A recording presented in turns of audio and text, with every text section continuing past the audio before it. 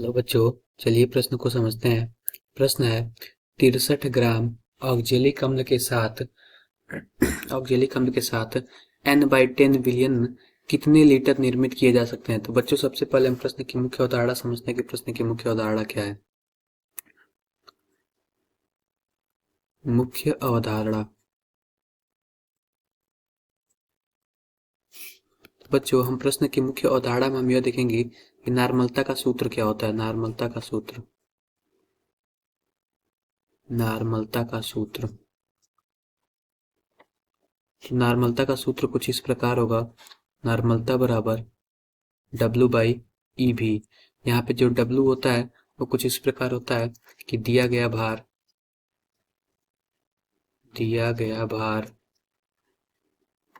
ये जो E होता है ये तुल्यांकी भार होता है।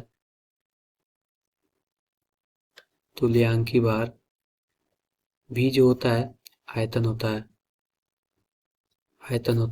तो बच्चों कुछ इस प्रकार होता है। तो हमें करना क्या है, हमें सबसे पहले ऑक्जेलिक अम्ल है उसका अणुभार देखना है। ऑक्जेलिक एसिड का अणुभार देखना है। तो ऑक्जेलिक अम्ल का जो सूत्र है H2C2O2, कुछ इस प्रकार इसका सूत्र होता है .2H2O। कुछ इस प्रकार इसका सूत्र होता है। कुछ इस प्रकार O4, कुछ इस प्रकार इसका सूत्र होता है। तो बच्चों ऑक्जेलिक एसिड का अणुभार इसका क्या होगा। अणुभार जो इसका होता है वो 126 होता है। 126 ग्राम बटा मोल होता है अणुभार इसका।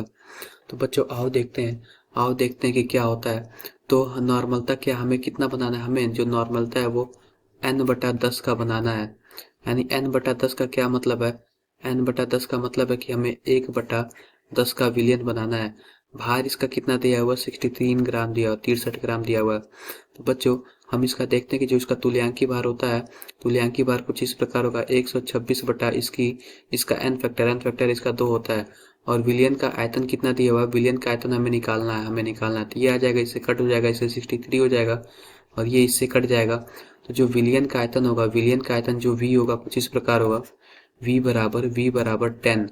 और जो हमारा V यहाँ पे है वो लीटर में है। तो V बराबर 10 लीटर आ जाएगा।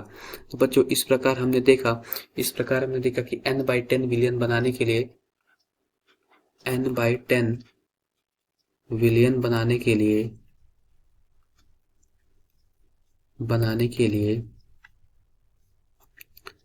के लिए 63 ग्राम ऑक्जेलिक एसिड का 10 लीटर विलियन निर्मित किया जा सकता है।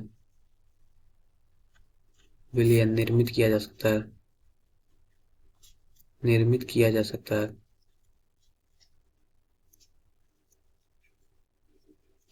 है। तो बच्चों आशा करते हैं कि आपको मुख्य अवधारणा के आधार पर प्रश्न समझ आया होगा। धन्यवाद।